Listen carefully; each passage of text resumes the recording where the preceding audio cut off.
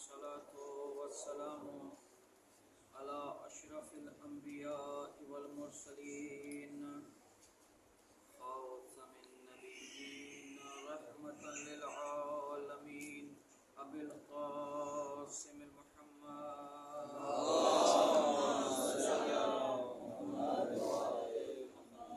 وعلى آله الطيبين الطاهرين المعصومين المظلومين ولعنة الله على أعدائهم أجمعين من يومنا هذا إلى قيام يوم الدين. نادى علي مظهر العجائب تجد أنا لك في النوائب كل هم وغم سينجلي بعظمتك يا الله بنبوتك يا محمد بولايتك يا علي يا علي يا علي صلوات اللهم صل على محمد وآل محمد.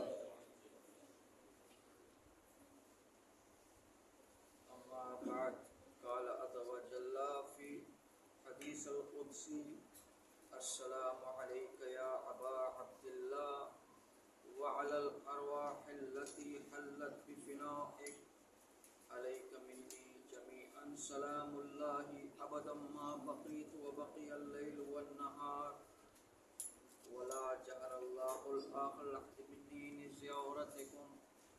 السلام على الحسين وعلى علي بن الحسين وعلى أولاد الحسين وعلى أصحاب الحسين صلوات اللهم صل على محمد وآل محمد.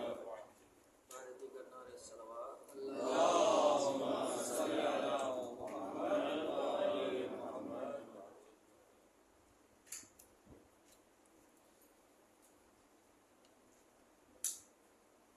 محمد آل بیت محمد صلوات.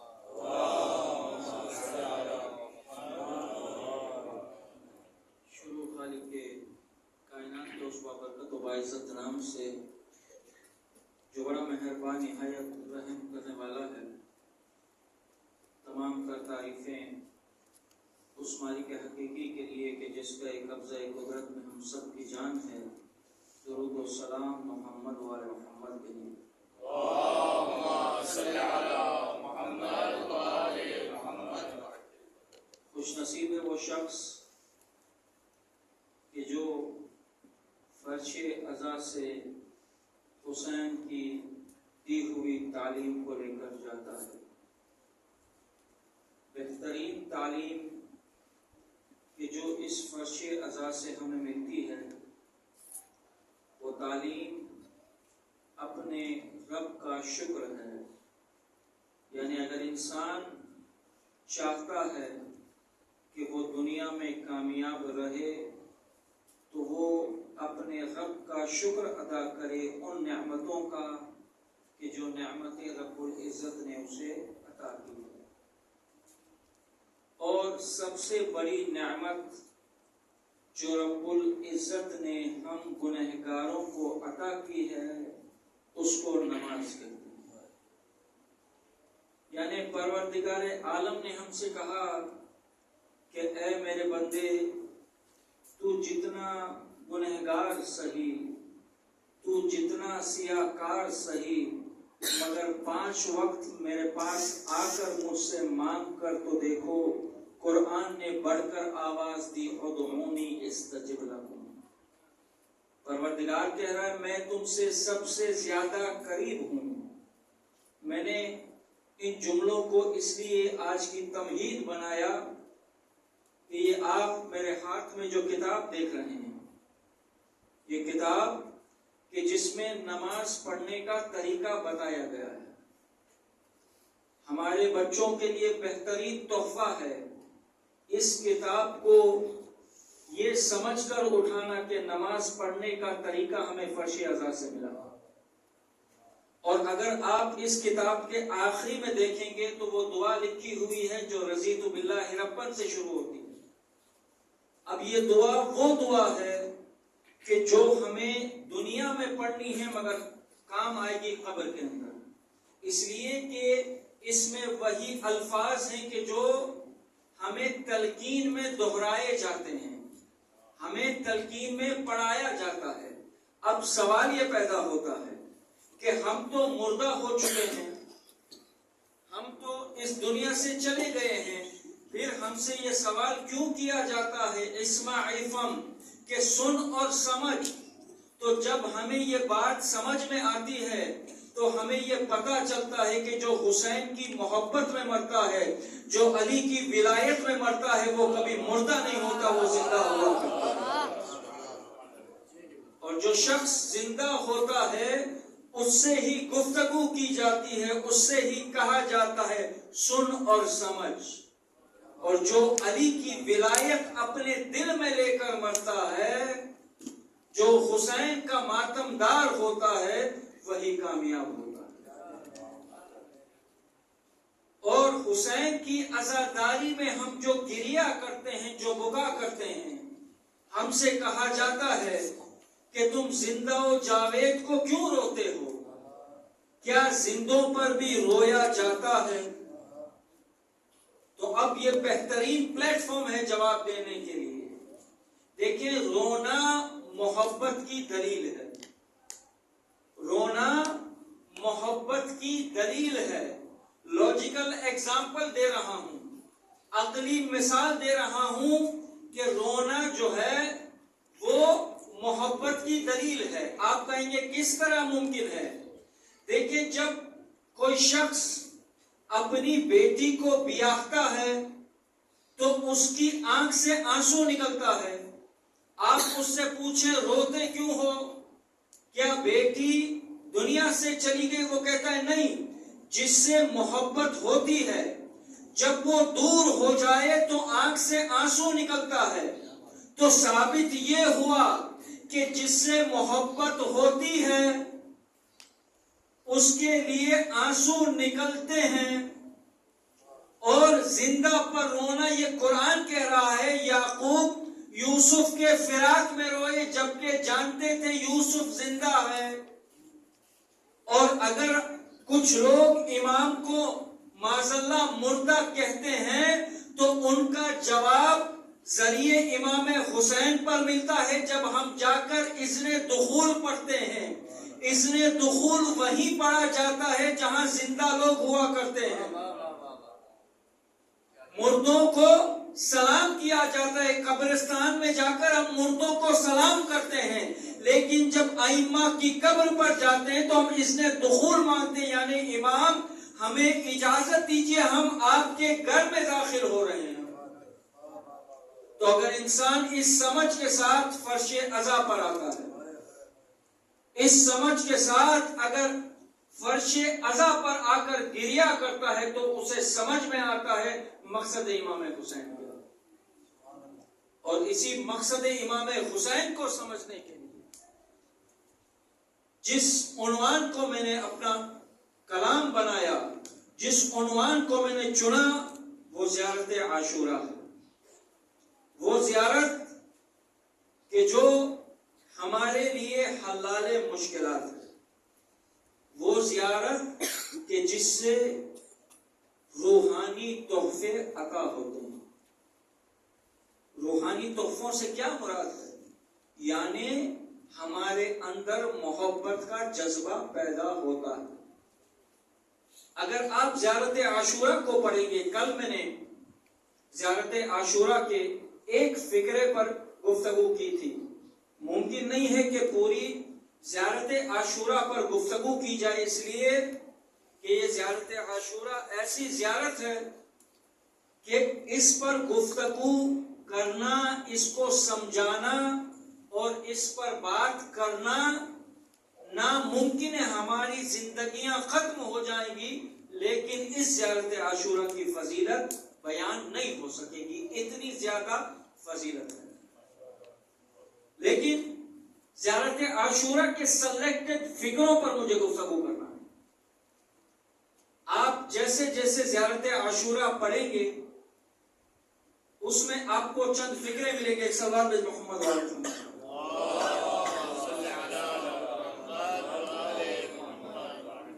ان فکروں کی طرف آپ غور کیجئے گا کہ ہم جو یہ زیارت پڑھتے ہیں اپنے آقا سے، اپنے پروردگار سے کیا کہہ رہے ہیں؟ یعنی یہ زیارت جو ہے اس میں ہم اپنے پروردگار سے ایک سوال کر رہے ہیں، ایک کویسچن کر رہے ہیں۔ کون سا کویسچن کر رہے ہیں؟ سنیے، پروردگار سے ہم سوال کرتے ہیں کہ اللہ سے سوال کرتے ہیں جس نے آپ کو شان عطا کی۔ یعنی ہم امام حسین سے گفتگو کر رہے ہیں کہ پروردگار نے آپ کو شان عطا کی اور آپ کے ذریعے سے مجھے عزت بخشی۔ یعنی یہ جو عزت ہمیں مل رہی ہے یہ حسین کا صدقہ ہے۔ اب دنیا یہ نہ کہے کہ حسین رزق بانٹتا ہے یا نہیں بانٹتا۔ زیارت عاشورہ اس بات کی گواہی دے رہی ہے کہ جو بھی فرش عزا پر آتا ہے اسے اگر عزت بخشتا ہے تو وہ زہرا کا لال ہے۔ لبیک یا حسین، لبیک یا حسین۔ یعنی حسین کے ذریعے سے ہمیں عزت بخشی گئی ہے۔ اگر کوئی ذاکر ذکر کرتا ہے، اگر کوئی نوحہ خان نوحہ پڑھتا ہے تو یہ حسین کی عزت ہے۔ یعنی حسین نے اس کو عزت بخشی ہے۔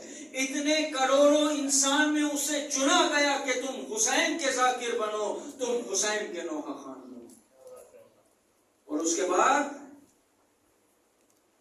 آگے فرمایا ہے اس زیارت میں کہ مجھے آپ کے خون کا بدلہ لینے کا موقع دے۔ یعنی ہم امام حسین سے یہ کہہ رہے ہیں کہ مجھے موقع ملے آپ کے خون کا بدلہ لینے کا، خون کا بدلہ لینے کا موقع ملے۔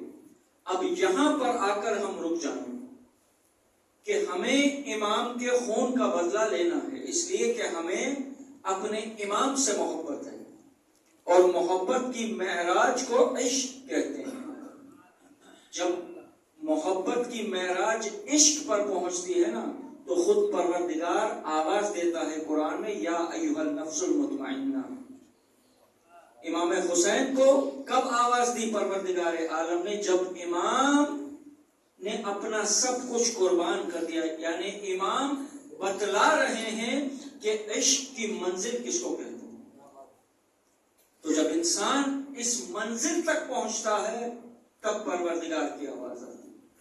تو ہمیں موقع چاہیے کہ ہم امام کے خون کا بدلہ لیں۔ تو اس کے لیے ہم کیا کریں؟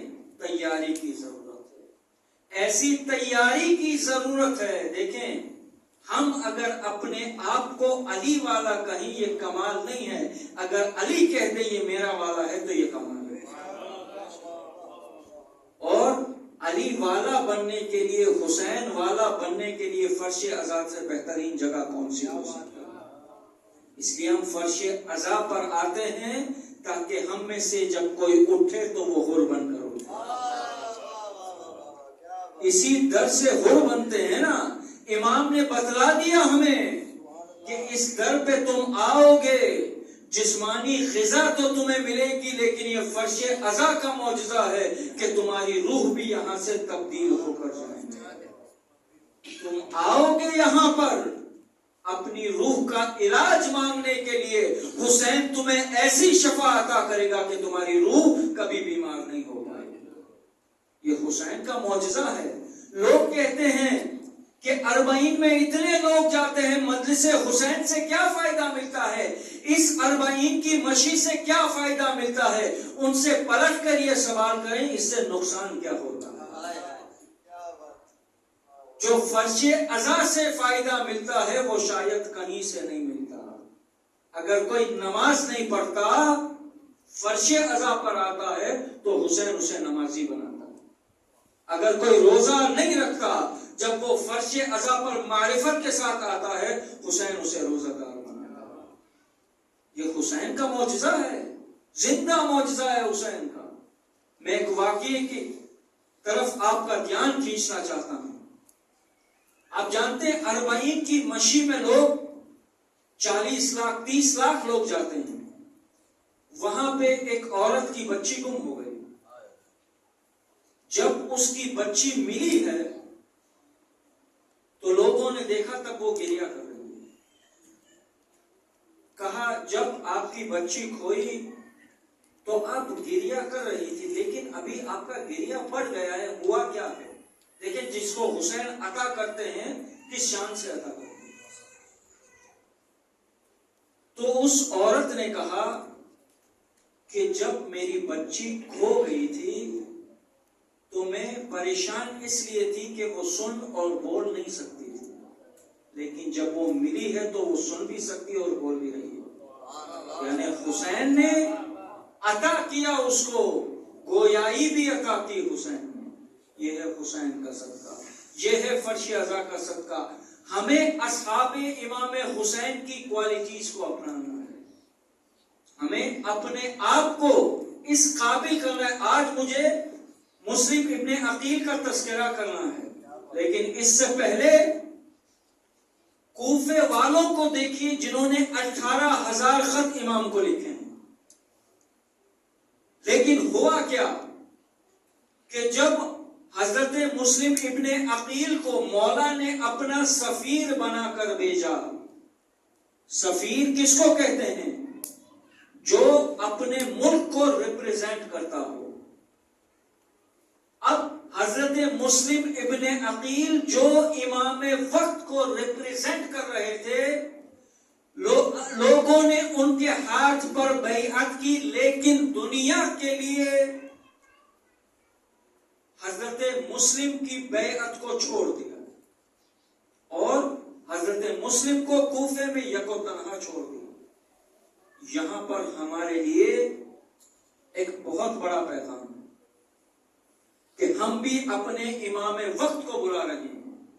کہیں ایسا تو نہیں ہے کہ جب امام آئیں گے تو ہم پھر جائیں گے۔ اس لیے امام وقت کا ساتھ دینے کے لیے سب سے پہلے مجھے اپنے آپ کو بدلنا ہوگا، مجھے اپنے وجود کو بدلنا ہوگا، وجود ایسا بنانا ہوگا کہ جب میرا امام پردہ غیب سے ظہور کرے تو وہ یہ کہے کہ یہ ہے میرا ماننے والا۔ یعنی مجھے اپنے آپ کو فنا کرنا ہوگا، مار دینا ہوگا۔ کس کے لیے مار دینا ہوگا؟ یعنی اپنے دل کو امام کی طرف کر دینا ہوگا کہ اے امام جو آپ کی مرضی ہے وہ میری مرضی ہے، میرا امام حسین کیا چاہتا ہے، جو میرے امام حسین کی مرضی ہے وہ میری مرضی ہے۔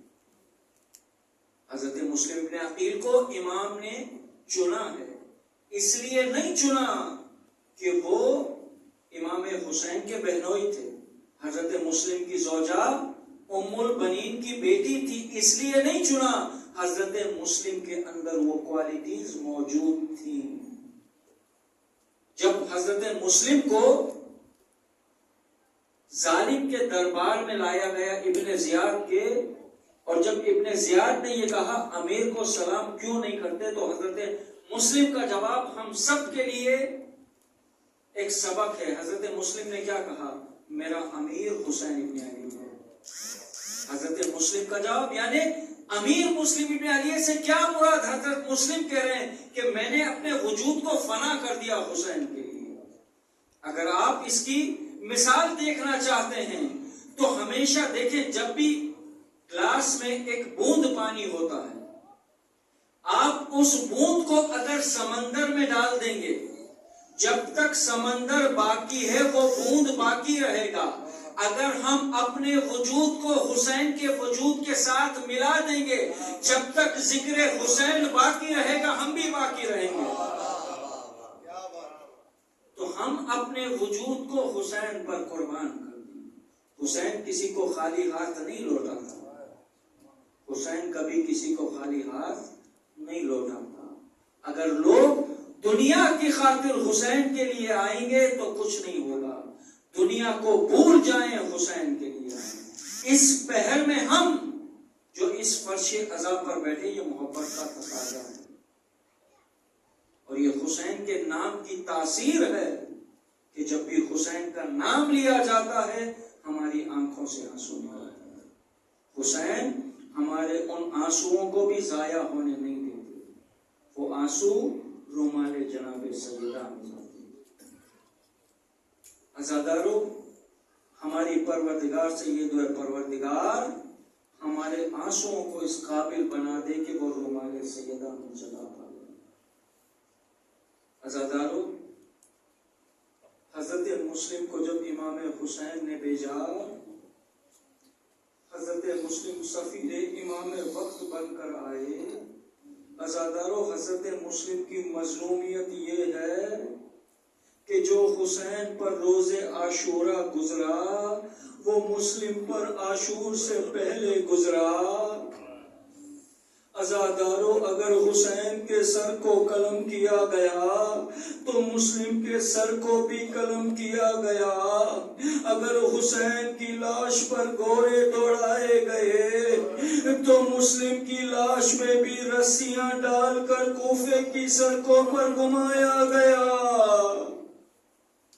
عزادارو، روایت میں ملتا ہے کہ ایک وہ وقت تھا کہ جب لوگ مسلم کے پیچھے نماز پڑھ رہے ہیں، مگر جب عشاء کی نماز کے بعد مسلم نے دیکھا تو کوئی بھی موجود نہ تھا، کوئی بھی موجود نہ تھا۔ داماد مرتضیٰ کوفے کی گلیوں میں اکیلا رہ گیا۔ ایک عورت کے جس کا نام تو بتایا جاتا ہے، اس نے جناب مسلم کو پناہ دی، لیکن جب ابن زیاد کو خبر ملی ایک مرتبہ مسلم جنگ کرنے کے لیے تیار ہوئے تو نے کہا گھر سے ہی جنگ کیجئے۔ مسلم نے کہا مجھے ڈر ہے، اگر میں جنگ کروں گا تو کہیں آپ کی عزت پر حملہ نہ ہو جائے۔ میں کہوں گا اے مسلم ذرا کربلا میں آ کر دیکھیے ناموس محمد پر کیا ظلم ڈھایا گیا۔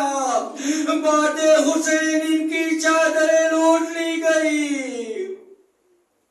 عزاداروں، میں نے مختصر کیا، ایک مرتبہ وہ وقت بھی آیا کہ جب مسلم کو گرفتار کر کے لایا گیا، مسلم کو دارالامارہ کی چھت پر لے جایا گیا۔